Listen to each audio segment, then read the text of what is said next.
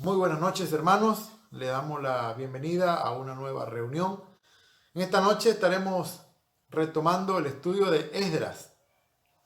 Estará nuestro hermano Oscar Gualdoni en breve compartiendo de la palabra de Dios. Agradecidos también al Señor por los resultados favorables de nuestro hermano. Gracias al Señor está bien. Y bueno, hoy estamos desde la casa grabando. Así que gracias también a la magia de la tecnología. Bueno, yo estoy acá en casa y Nachi también estará transmitiendo desde su casa el estudio en esta noche.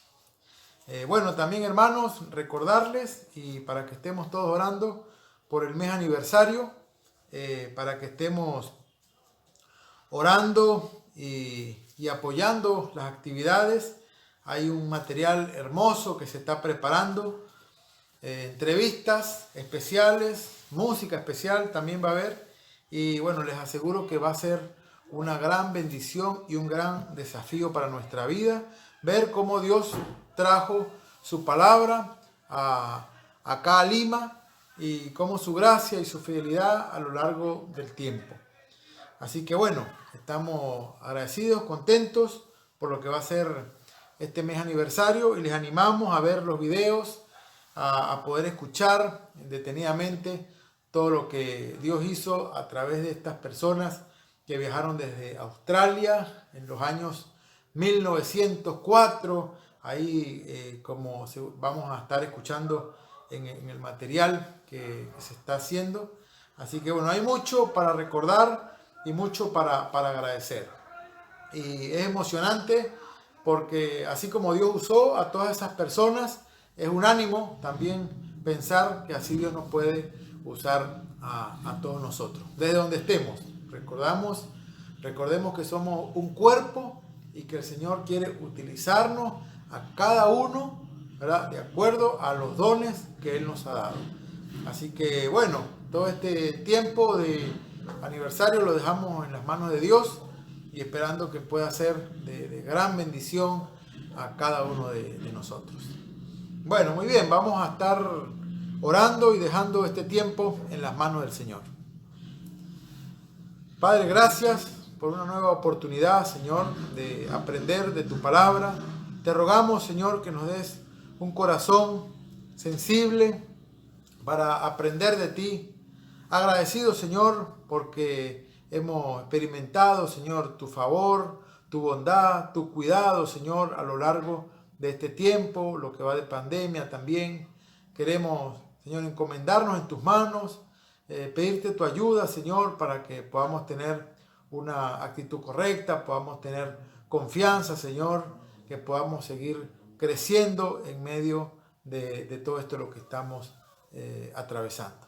Señor, nos ponemos en tus manos rogándote que también utilices la vida de nuestro hermano Oscar para que seas tú hablando, Señor, a través de él. Dejamos todo en tus manos, en el nombre de Cristo Jesús. Amén.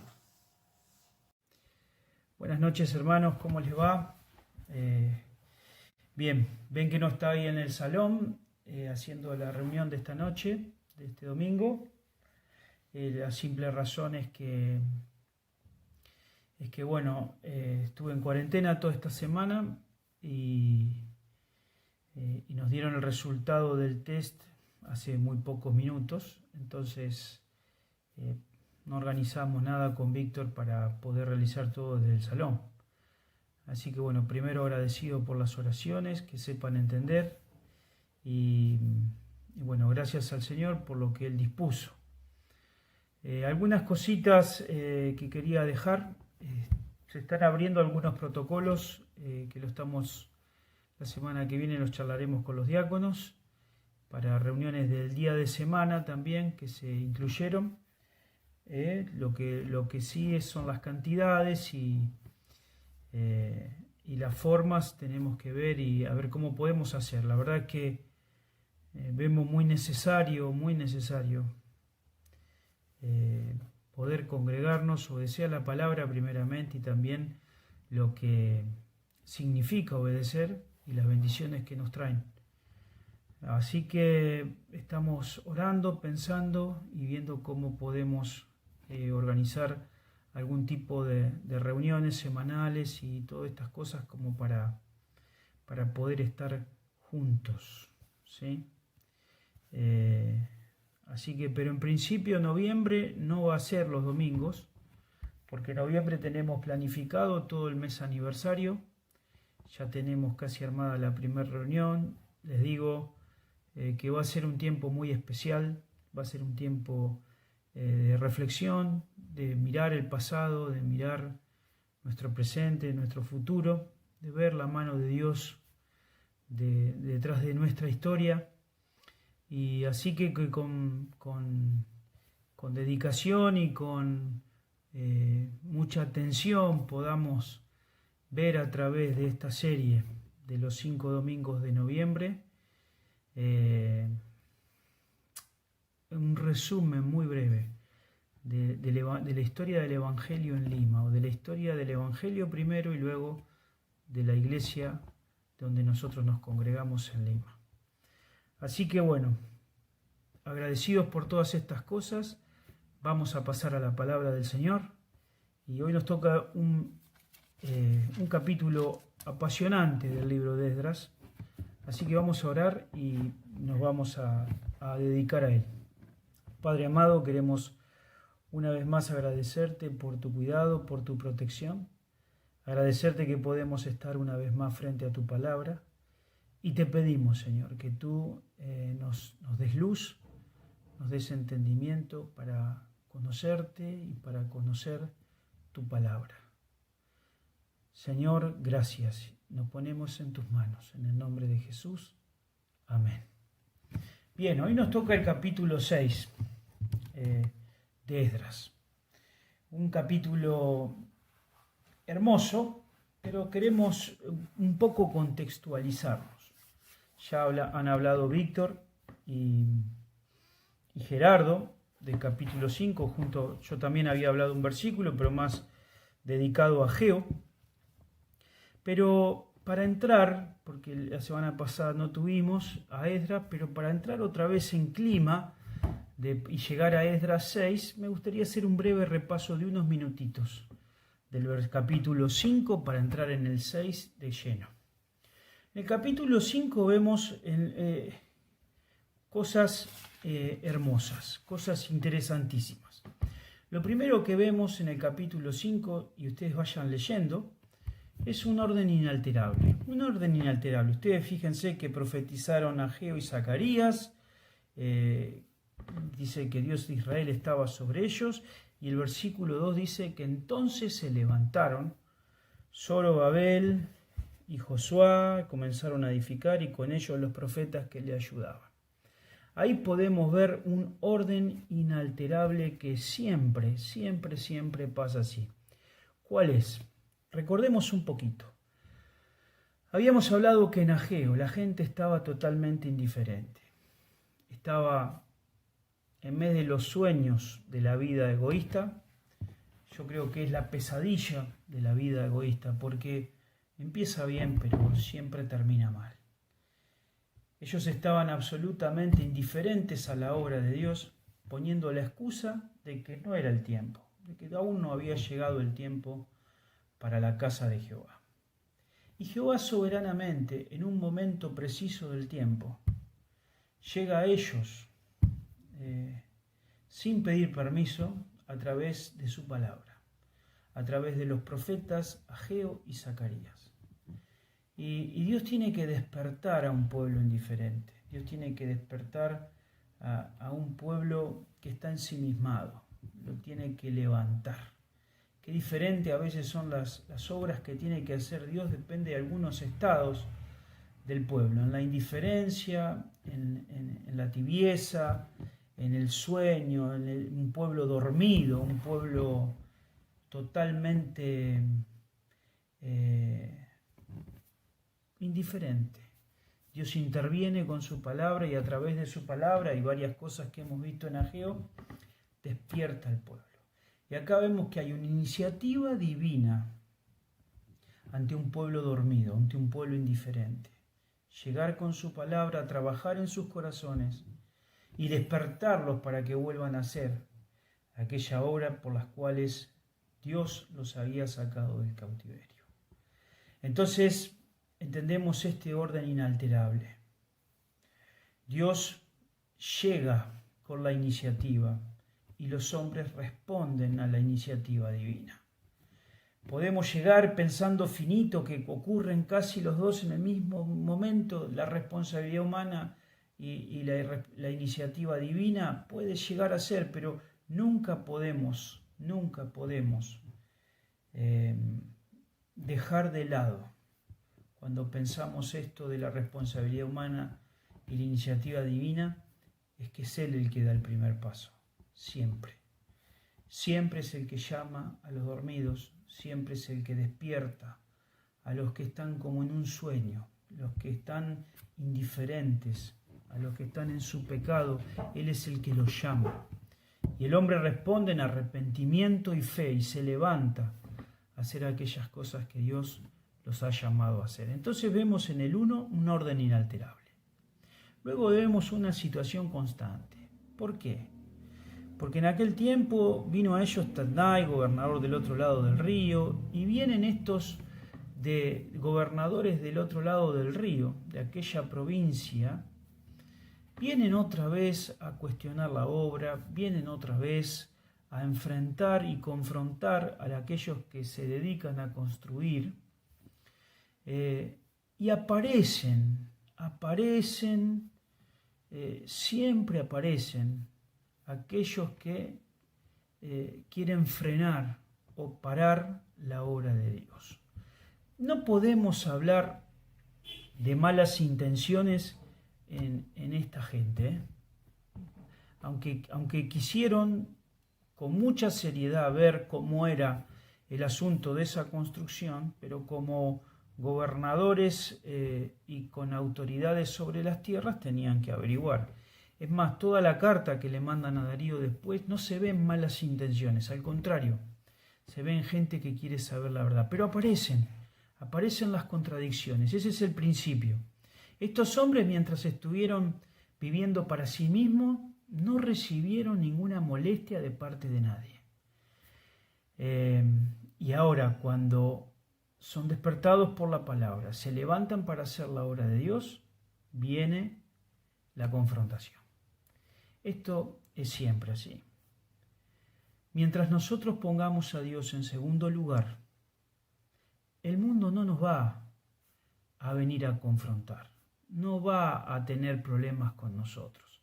Es más, nos va a apoyar. ¿Por qué? Porque al final cuando ponemos a Dios en segundo lugar, le estamos diciendo al mundo, sí, la verdad que su sistema funciona muy bien. Es más, nosotros hemos dejado a Dios y hemos puesto su sistema en primer lugar. Nosotros no podemos vivir sin River y sin Boca, nosotros no podemos vivir con poco dinero, nosotros no podemos vivir sin ser alguien, nosotros no podemos vivir sin disfrutar de los placeres de la vida. El mundo tiene razón. Entonces, cuando ponemos a Dios en segundo lugar, no hay problemas con el mundo. Pero cuando dejamos el mundo y ponemos a Dios en primer lugar, el mundo tiene problemas con nosotros. Jesús dijo, el mundo os aborrecerá.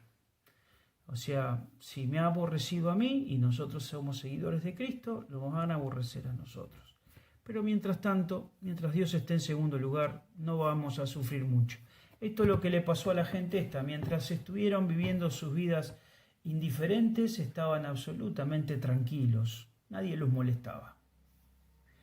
El único que los molesta a los tranquilos convertidos es el Espíritu Santo.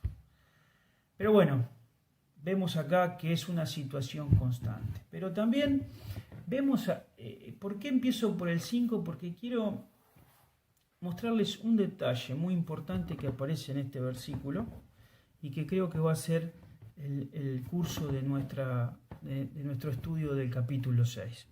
Dice el versículo 5, mas los ojos de Dios estaban sobre los ancianos de los judíos y no les hicieron cesar hasta el que el asunto fuese llevado a Darío, y entonces respondieron por carta sobre esto. ¿Se dan cuenta que hay un permiso sorprendente? ¿Por qué? Porque primero que vemos acá la seriedad de esta gente y que su intención no era romper y destruir todo como los enemigos que vimos pasados.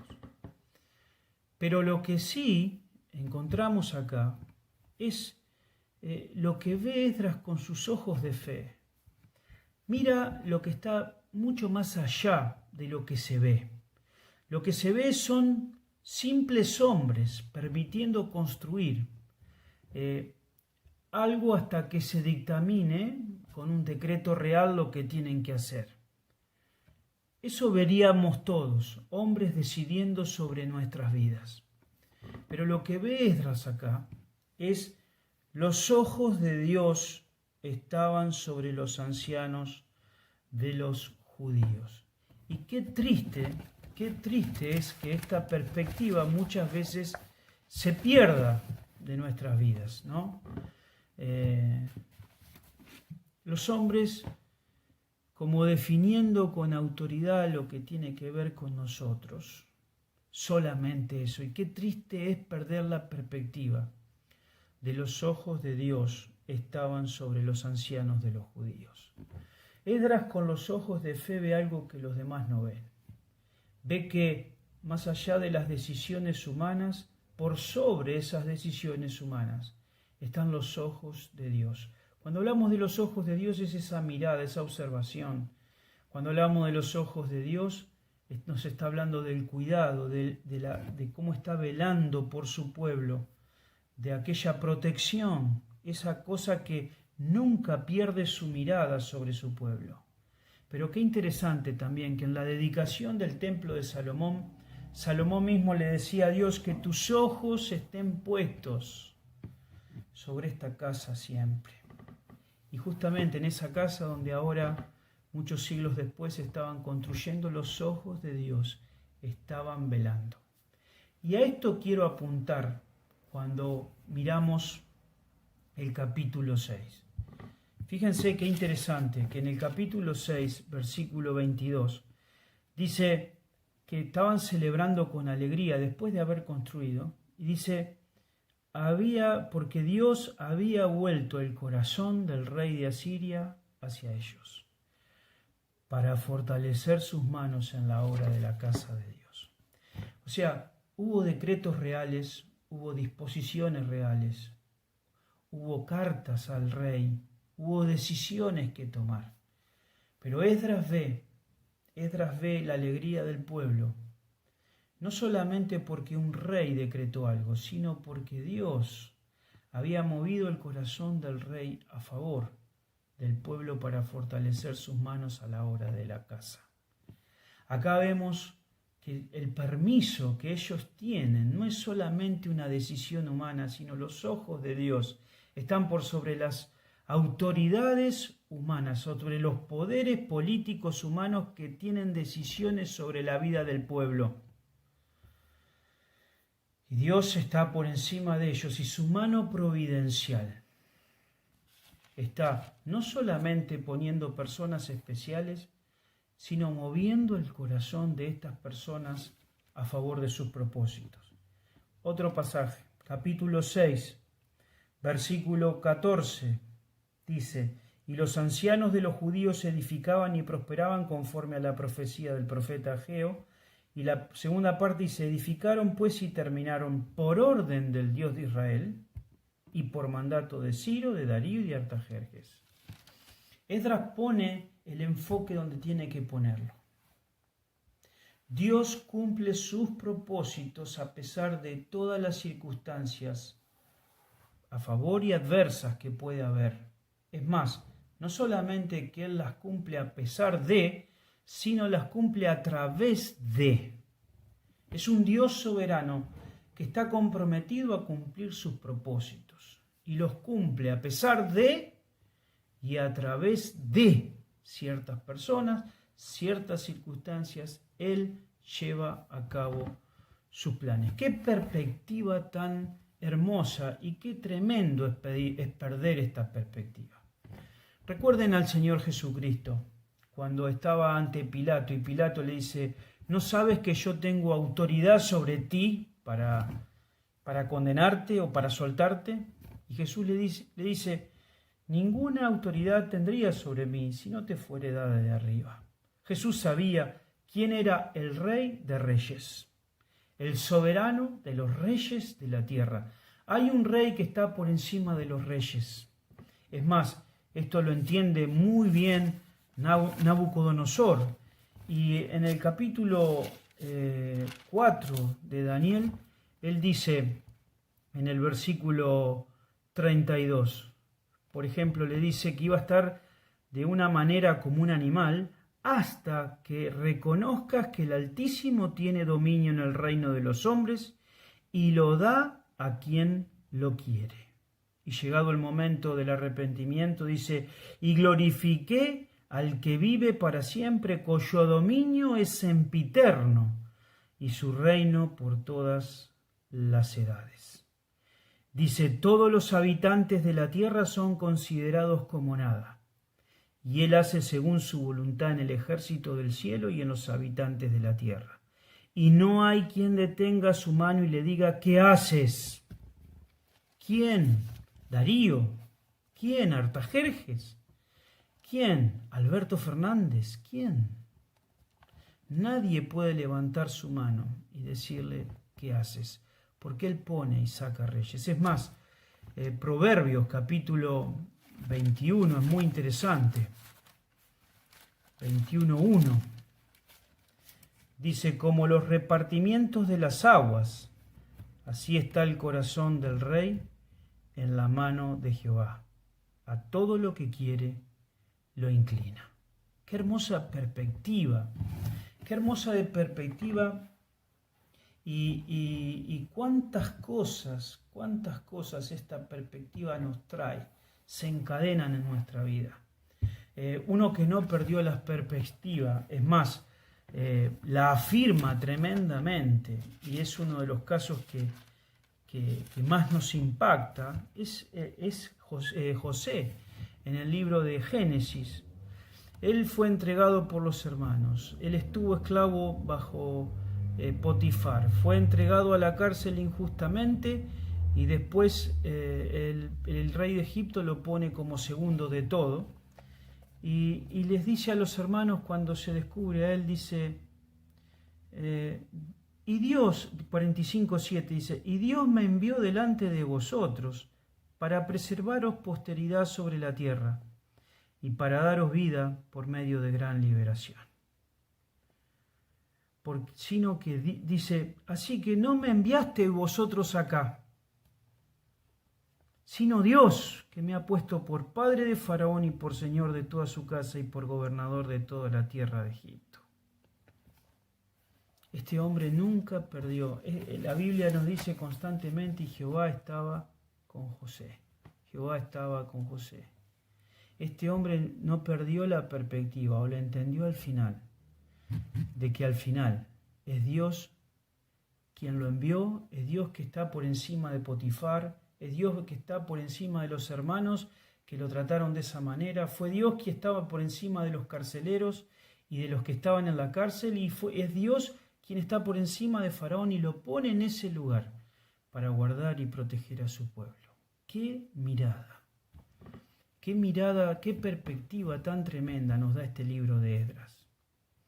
¿Cómo creemos, cómo podemos llegar a creer, estaba pensando hoy, que Alberto, Cristina o Mauricio son lo definitivo en nuestras vidas? Son los que definen nuestro destino. ¿Cómo miramos la pandemia como algo tan absoluto, tan fuera de control, tan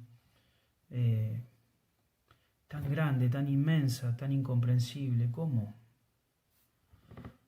miramos a nuestros jefes cuando estamos en la vida más cotidiana? Todo que piensa tener autoridad final en nuestras vidas, sin esta perspectiva, qué difícil se ve todo, sin esperanza, con mucha queja, con muchas ansiedades, con muchas cosas en el corazón que nos sentimos atrapados porque siempre parece que la gente, estas son las que definen nuestro futuro, nuestro andar y definen quiénes somos. Qué triste es perder esta perspectiva que nunca perdió Esdras. Y así llega la carta del capítulo 5, muy sensata, no hay adulaciones al rey como antes, etcétera, etcétera, y llega la carta del capítulo 5, que la terminó viendo Gerardo, a las manos de Darío. Entonces llegamos al 6 con esta perspectiva, con la perspectiva gloriosa de que Dios, el soberano de los reyes de la tierra, está los ojos puestos en los ancianos y su mano moviendo el corazón de los reyes. Entonces queremos verla como la miraba Esdras, con esa perspectiva de fe, ¿sí? Con esos ojos vamos a mirar el 6. Y lo que vamos a encontrarnos en el 6 son 5 o 6 cosas muy enriquecedoras. Primero, es una disposición real providencial. Si vamos a hablar de la providencia de Dios, ese concepto por el cual Dios influye en el mundo por el cuidado de su pueblo, si entendemos algo así, la providencia de Dios, con esos ojos de Esdras vamos a mirar el capítulo 6. Y lo primero que vemos es una disposición real, providencial. Cómo Dios trabajó en ese corazón de los reyes, como nos dice el capítulo 6 al final, para llegar a dar edictos que favorezcan, que legalicen y que estimulen la obra de la casa. Y lo primero que vemos es esa disposición providencial. Dices, entonces el rey Darío dio la orden de buscar, cuando le llega la carta de buscar, como lo tocó Gerardo, dice, el rey Darío dio la orden de buscar en la casa de los archivos donde guardaban los tesoros allí en Babilonia. ¿Por qué decimos una disposición real? Número 1, Darío no era un bebé de pecho. Darío, dicen los historiadores como Heródoto, que se paraba cuando salía a conquistar en sus momentos de conquista, se paraba en las ciudades y miraba el sacrificio de la gente de esas ciudades. No, les gustaba mirarlo. O sea, mataban 300, 400, le cortaban la cabeza a la entrada de las ciudades y él no es que se iba, se quedaba a mirarlos. Era un rey bastante, no era ningún bebito de pecho, era un rey con un carácter bastante especial. Otra cosa que cuentan los historiadores, que es un momento trascendental del Estado. No estaba pasándola bien Persia, su gobierno. Tenía algunas dificultades en varios lugares. Ahora, ¿por qué decimos? Porque se interesa por algo que no quizás es lo más importante como gobernador o como soberano de Persia, sería tan importante para interesarse con la manera que se interesó. Y nos dice que el rey Darío dio la orden de buscar intensamente. Es una orden, es un decreto real de que todos los funcionarios estén buscando estos archivos. Dice que guardaban en los archivos donde guardaban los tesoros allí en Babilonia. Otro detalle, porque hay muchos detalles en este texto, es que luego se confirma que los archivos los guardaban al lado de los tesoros, o sea, confirmando la precisión de la palabra. Estos son, como vamos a ver ahora el de Admeta, son descubrimientos arqueológicos posteriores a los escritos. O sea, como que no se podían inventar estas cosas porque se sabían. No, se escribieron porque eran así y después, muchos siglos después, se descubren arqueológicamente que eran así. Nos afianza aún un poco más en la veracidad de la escritura. Entonces vemos una disposición real providencial. Acá ya vemos la mano de Dios haciendo que un rey de esta manera. Es interesante los tiempos que Dios levantó al pueblo. Levantó al pueblo cuando había otros gobernadores, cuando estaba este rey. Y todo lo amalgamó para producir un interés profundo en encontrar esos archivos. Ahora después no solamente vemos la disposición providencial, como que es inexplicable que un rey así se dedique a la búsqueda de archivos que quizás no son tan importantes como era el rey y aparte en el momento que estaba viviendo el Estado. La segunda cosa que vemos no solamente es la disposición providencial, sino es el hallazgo providencial. Hay un hallazgo tremendo, dice el versículo 2. Y fue hallado en Admeta, en el palacio que está en la provincia de Media, un libro en el cual estaba escrito así: Memoria. En el año primero del rey de Ciro, el mismo rey Ciro dio orden acerca de la casa de Dios, la cual estaba en Jerusalén, para que fuese la casa reedificada como lugar para ofrecer sacrificios, y que sus paredes fuesen firmes, su altura de 70 codos y de 70 codos su anchura, y 3 hileras de piedras grandes y una de madera nueva, y el gasto sea pagado por el tesoro del rey.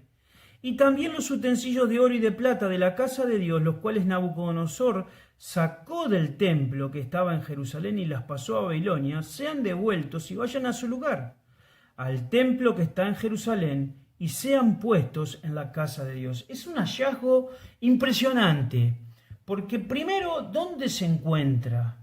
Segundo, el tiempo que pasó. Tercero, lo que está escrito en ese hallazgo. Es impresionante. Primero, pasan 16 años de esto, pasan reyes, y los archivos son muy importantes para los persas y los encuentran. Número 2, el lugar que se encuentran. Admeta es otra forma de decir Ecbatana, que era una ciudad. Esto es muy interesante en la historia. Era una ciudad donde esa ciudad la habían tomado los reyes de Persia como un lugar de descanso. Probablemente Ciro, después de la conquista de Babilonia, según algunos historiadores, ha pasado un tiempo de descanso en esta ciudad. Admeta no era ni Babilonia, ni Susa, ni Nínive, era una ciudad apartada que la usaban para descanso. Y buscaron por todos lados y lo encuentran en Admeta. Admeta quizá fue el lugar donde Ciro redacta el primer edicto para que los judíos vuelvan a Israel a construir el templo y todas las cosas que se dan. Es tremendo, y los judíos tenían un edicto muchísimo más corto y con menos recursos que lo que se encuentra. ¿Por qué? Porque este es un edicto oficial, está dictado para la gente, dice funcionarios, está hecho en un tono oficial. Entonces, este edicto está muchísimo más completo, detallado. Tiene todos los recursos, tiene todas las medidas del templo. Un templo que le permitió Ciro hacer muchísimo más amplio que el de Salomón. No que llegó a ser más amplio que el de Salomón, sino que quizás los recursos que les dio fue para llegar a ser un templo enorme. Había sobreabundancia de material para hacer. Le había dado límites para hacer y que no llegue a ser una subversión ni nada por el estilo, enorme, muchísimo más grande que el de Salomón. No solamente que tenían que darle todo, sino que tenía que correr todo por los gastos del Estado. No solamente pagar del Estado, sino que los utensilios que había sacado Nabucodonosor del templo todavía estaban reservados para ese momento de que vuelva el templo. Y vemos la mano providencial de Dios. Hay un hallazgo impresionante. Impresionante. Es más, esto parece historia y arqueología que encuentran en Admeta lo de Ciro, como que la historia nos dice que Ciro después de la conquista va ahí y desde ahí probablemente ha escrito estos documentos y estaban ahí todavía 16 años después. Vemos la mano providencial de Dios en este hallazgo glorioso. Pero no solamente vemos en este hallazgo glorioso la mano providencial de Dios, sino vemos un decreto providencial. El capítulo 6, versículo 6 en adelante, empieza el decreto de Darío después de leer lo que halló, ese edicto de Ciro. Y dice: ahora pues Adnai, gobernador del otro lado del río, Setar Boznai, y vosotros, compañeros de los gobernadores, que estáis al otro lado del río, alejaos de allí. Es contundente. Salgan de ahí. Dice el 7, dejad que se haga la obra de esa casa de Dios, que el gobernador de los judíos y sus ancianos reedifiquen esa casa de Dios en su lugar. O sea, no solamente tienen que alejarse de ahí de una manera contundente, sino que deben dejarlos, les deben permitir construir. Esa es mi orden. Punto. Acá no hay restricción para ellos.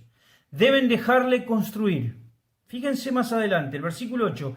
Y por mí es dada orden de lo que habéis de hacer con esos ancianos de los judíos, para reedificar esa casa de Dios, que de la hacienda del rey que tiene del tributo del otro lado del río, sean dados puntualmente a esos varones los gastos para que no cese la obra. O sea, aléjense de ahí, permítanles hacer esa casa.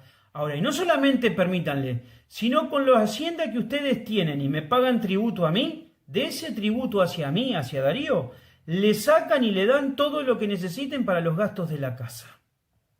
No solamente queda ahí, y dice, y lo que fuere necesario, becerros, carneros y corderos para holocausto,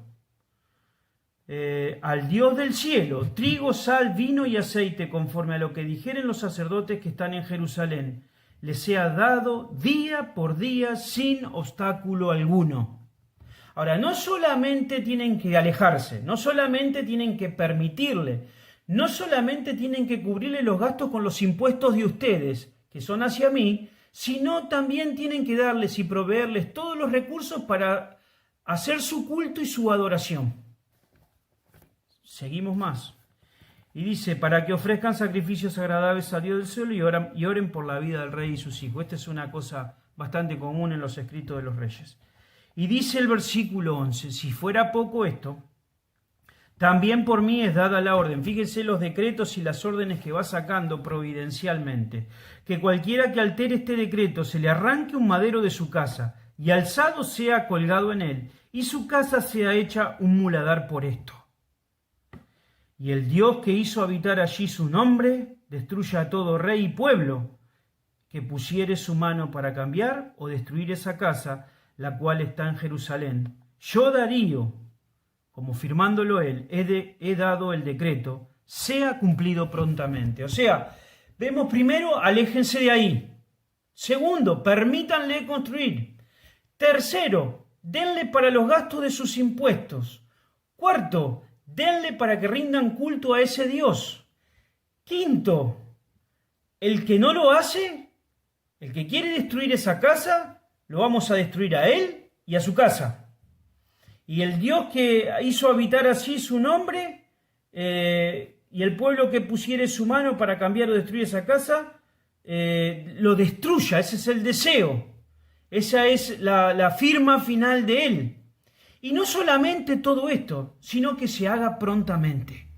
O sea, aquello que parecía una amenaza para el cese de la obra nuevamente, cuando la mano de Dios está, cuando los ojos de Dios están por encima de todas las decisiones humanas, termina no solamente legalizando esta obra, sino dando todos los recursos para avanzarla y terminarla lo más pronto posible. Vemos un decreto providencial. Pero no solamente terminamos viendo un decreto providencial, sino también vemos un cumplimiento providencial. Fíjense el 13. Y fíjense que acá es mucho más notorio lo providencial. Dice entonces Tatnai, gobernador del otro lado del río, y Setar Boznai y sus compañeros hicieron puntualmente según el rey Darío había ordenado. Obediencia absoluta al rey. Y los ancianos de los judíos edificaban y prosperaban conforme a la profecía del profeta Ageo y de Zacarías, hijo de Ido. ¿Por qué digo providencia? Porque lo que sostuvo no fue lo que trajeron. Lo que sostuvo la obra no fueron las decisiones ni los decretos de los reyes, no fueron las obediencias de los gobernadores, no fueron los impuestos ni los recursos. Lo que sostuvo finalmente a esos ancianos que edificaban y prosperaban eran los profetas que profetizaban la palabra de Dios. Ellos cambiaron el corazón cuando Dios los despertó y aprendieron a confiar en Dios para enfrentar las dificultades de la obra. Y ahora su corazón estaba confiando en las palabras del profeta Ageo, que les decía: yo estoy con vosotros, yo estoy con vosotros. Y por más que los demás estén o no estén, o que el decreto salga o no salga, ellos seguían construyendo. Acuérdense en el capítulo 5, ellos estaban construyendo antes que salga el decreto, y cuando salga el decreto lo legalizó. Dios confirmó a través de ese decreto, pero los hombres no habían dejado. Ahí fueron valientes y se esforzaron. ¿Por qué? Porque creyeron a los profetas, creyeron a la palabra de Dios. Por eso, por encima de las ayudas humanas, la obra de Dios es sostenida por hombres que le creen a Dios. Pero después vemos a otra cosa que ve Zacarías, Esdras, y dice: edificaron pues y terminaron por orden del Dios de Israel y por mandato de Ciro, de Darío y de Artajerjes, rey de Persia. Lo que hicieron no fue por un decreto real, sino por un decreto soberano. No fue por decretos reales. Eso fue una segunda causa. O fue la primera causa, y la segunda causa, por encima de todos los decretos reales, estaba la orden, el mandato del soberano, el Dios de Israel. Y Esdras ve eso, que primero, por orden de Dios, llegan a terminar, y luego, por mandato de los reyes de turno. Los reyes cambiaron. Algunos sacaron edictos buenos, otros malos, otros interrumpieron y otros avanzaron. Pero fue el edicto del Rey de Reyes que coordinó los demás edictos para que la casa se terminara. Y termina así de simple diciendo: esta casa fue terminada el tercer día del mes de Adar, que era el 6º año del reinado de Darío. Qué simple termina. Fue terminada. 4 años metiéndole con todo, y tardó 4 años. Tremenda obra que esta gente, que este pueblo ha hecho. Entonces vemos, como lo ve Esdras, un rey soberano, providencial de su pueblo, que está por encima de las autoridades que toman decisiones sobre su pueblo, y que no solamente pone ciertas personas, sino que también mueve sus corazones para cumplir sus propósitos con su pueblo. Así que así es la historia de Esdras 6. Un Dios soberano que mueve el corazón de Darío, dándole una disposición a buscar tremenda. Un Dios soberano que permite encontrar los archivos en los lugares menos pensados y después de tanto tiempo. En esos archivos se dicen cosas que aún sería tremendo tratar de frenar. O sea, la obra que están haciendo es absolutamente legal. Los que están en falta son los que quieren frenarla. Luego vemos el decreto del rey providencial, porque está apoyando, fortaleciendo las manos y dándole todos los recursos, y que se hagan prontamente para que todo se termine. Y ante todo esto, la responsabilidad de los ancianos y del pueblo trabajando fortalecidos por las palabras de Dios a través de los profetas, y trabajando porque están obedeciendo primero a la orden del Dios de Israel y luego a los decretos de los reyes humanos. Ese es el orden inalterable. Así que bueno, ¿qué nos invita a pensar todo esto? La verdad es que muchísimo, y espero que cada uno, el Espíritu Santo, pueda llevarlo a pensar muchas cosas. Yo quiero plantearle 3 o 4 cosas. Esta porción bíblica, y quizás es mucho más para hablar en detalle, ¿no? Pero esta porción bíblica nos queda del 16 en adelante, que resulta en una alegría tremenda todo. ¿Cómo no va a resultar en alegría cuando Dios concluye su obra? Bueno, nos invita a confiar, a obedecer y a esperar. Él cumple lo que promete, a pesar de tantas cosas. Piensen en esto, estamos llegando al final de la primera parte. A pesar de la imposibilidad del contexto, el pueblo estaba cautivo en un lugar imposible de sacar y de hacer algo ilegítimo, y Dios interviene. Dios cumple lo que promete a pesar de los contratiempos. Se levantaron enemigos, quisieron frenar la obra, pero Él nunca abandonó la obra. Él cumple lo que promete a pesar de la debilidad del pueblo. El pueblo estaba esclavizado, lo llevó por el desierto. Los enemigos le produjeron que cese la obra, se fueron a sus vidas. Y desde todos esos lugares Dios los llevó hasta que un punto su pueblo entendió y finalizó la obra y comprobó que la mayor alegría del hombre es la gloria de Dios. Él cumple lo que promete a pesar de los poderes humanos que quieran interferir. No pueden, por más que quieran, no pueden interferir en la obra que Dios está haciendo en nosotros. Entonces, esto nos invita a confiar, a obedecer y a esperar. A veces se tarda tiempo, debemos esperar. Obedecer porque Él está con nosotros y a confiar en su palabra porque Él cumple lo que promete. También nos invita a alinearnos con sus propósitos. Esto me parece muy interesante pensarlo, porque Él se comprometió a cumplir sus planes, no los nuestros. Y la verdad es que en nuestra vida cristiana muchas veces tenemos decepción, frustración, ansiedad, porque Él no está cumpliendo con nuestros planes. Y a veces nos decepcionamos de Dios porque lo buscamos para nuestros planes, para nuestros propósitos. Si no se cumple lo que nosotros anhelamos, lo que nosotros queremos, pareciera que Dios no está ahí. Y a veces usamos a Dios y usamos a la Biblia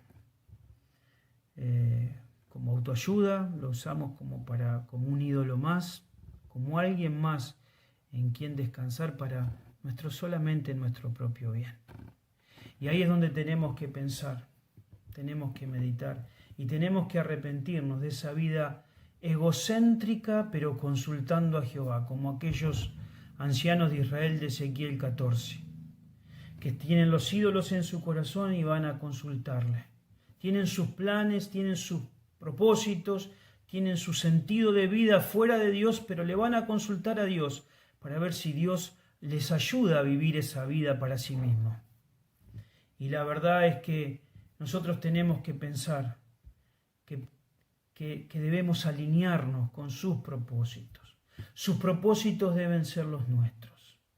Si su propósito más sublime quizás en la Biblia nos dice que es conformarnos a la imagen de Cristo, sabiendo que todo lo que nos permite para eso debería ser con santa mansedumbre, dejarnos moldear en toda circunstancia para que Él lleve a cabo su obra y podamos darle gloria en cualquier lugar, sabiendo que Él está haciendo algo en nosotros, santificándonos para llevarnos a la imagen de Cristo.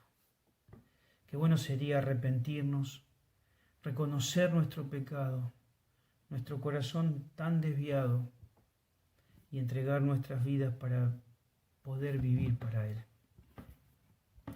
Pero no solamente nos invita a confiar, a obedecer y esperar, sino a alinearnos con sus propósitos, sino a pensar también que Él no abandonó su plan, nunca estuvo condicionado a circunstancias externas.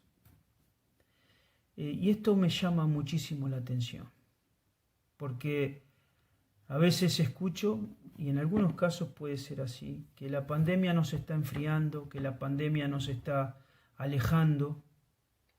Yo creo que a veces puede ser, pero también tenemos que pensar que la pandemia está revelando. Una pandemia no puede dejar sin sentido ni a la iglesia ni a nuestra vida. Nada de valor está en juego, no hay nada eterno con una pandemia externa.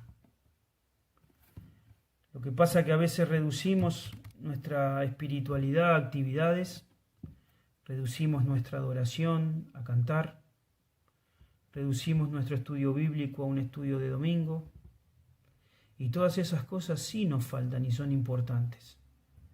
Pero no podemos decir que son esenciales para mi relación con Dios cuando tengo a Dios todo el tiempo y una pandemia controlada por Él. Él mismo nos hace pasar por estos lugares sabiendo que no nos van a empujar a pecar, ni van a ser una razón justa para justificar nuestro pecado, sino que sabe Él que podemos pasar por estos lugares en fidelidad.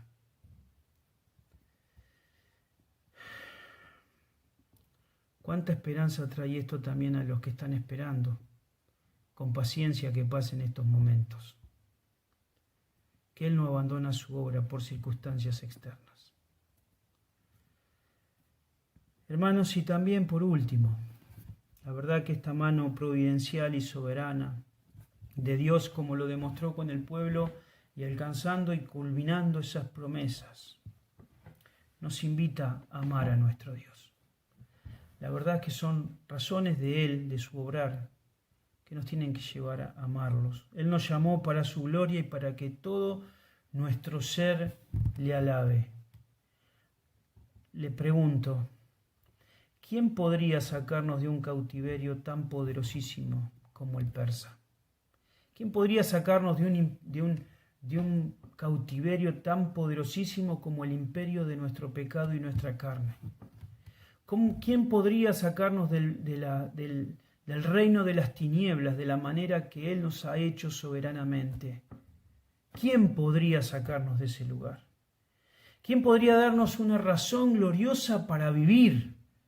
Una razón con sentido, que es su gloria, que es establecer la gloria de Dios en la tierra, que es habitar con Dios en comunión profunda. Es volver a edificar la casa de Dios donde Él se manifieste, Él manifieste su gloria y tenga comunión con su pueblo porque Él ha determinado habitar en medio de su pueblo. Hoy la iglesia dice lo mismo, Efesios, para construir ese templo para su gloria. ¿Qué razón más sublime tenemos en la vida de ir a buscar aquellas piedras para construir el templo en la misión mundial y dentro del templo de Dios adorarlo solo a Él y tener una comunión tan íntima que puede absolutamente darnos el placer total de nuestra vida en tu presencia y plenitud de gozo? ¿Quién podría sacarnos de ese cautiverio?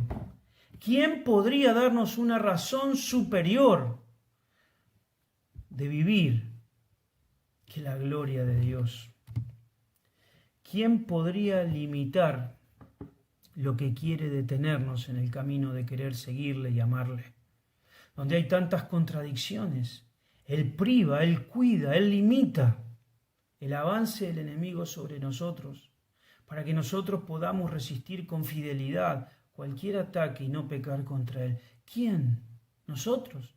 ¿Quién podría limitar, como limitó en Esdras, las actuaciones de los enemigos sobre su pueblo?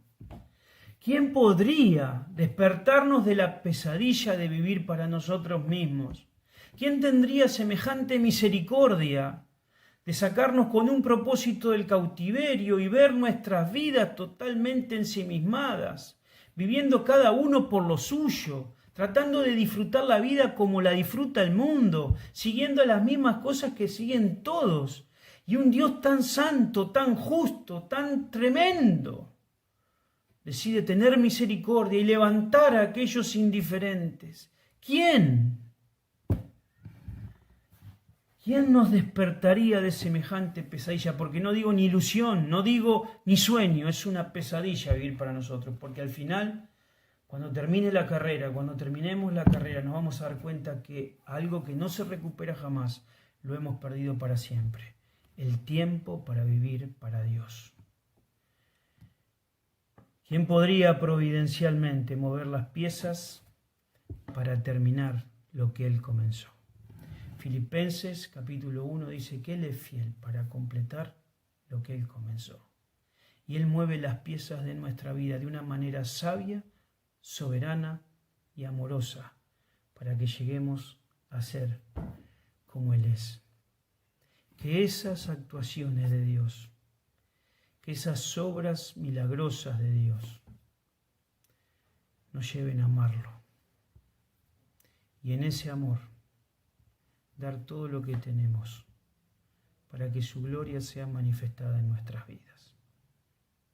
Ojalá que podamos ver lo que vio Esdras en estos episodios de los decretos humanos, de decretos de reyes, que podamos ver la mano de Dios por sobre todo, mirarlo a Él, maravillarnos y adorarle con todo el corazón. Iglesia, que Dios bendiga su palabra y que podamos presentarnos cada día delante de Él con este privilegio enorme, que no tenemos entrada en un templo hecho de manos, sino en el cielo mismo. Es más, la Biblia nos dice que el Espíritu está dentro nuestro y somos el templo de Dios. Que Dios bendiga su palabra y que podamos dimensionar al Dios que tenemos y honrarlo hasta donde podamos llegar. Nunca le podamos dar algo que es digno porque no llegaríamos nunca. Pero todo lo que podamos darle, que Él lo reciba en olor fragante. Muchas bendiciones.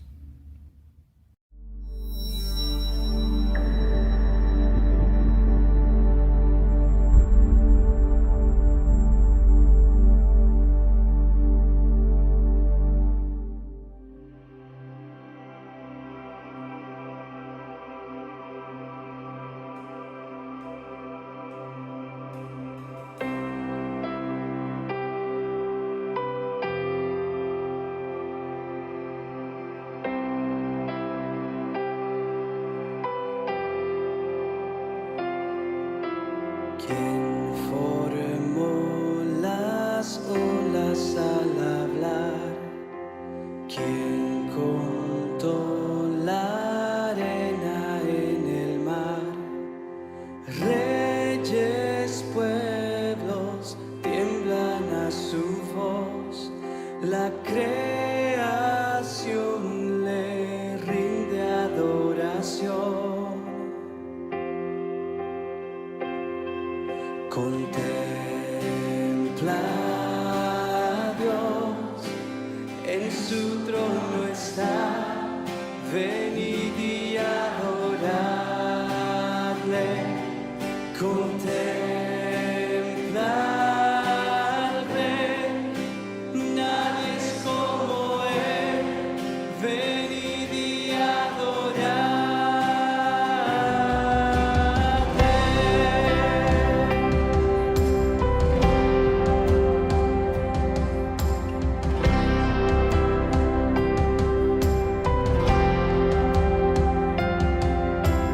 ¿Quién le dio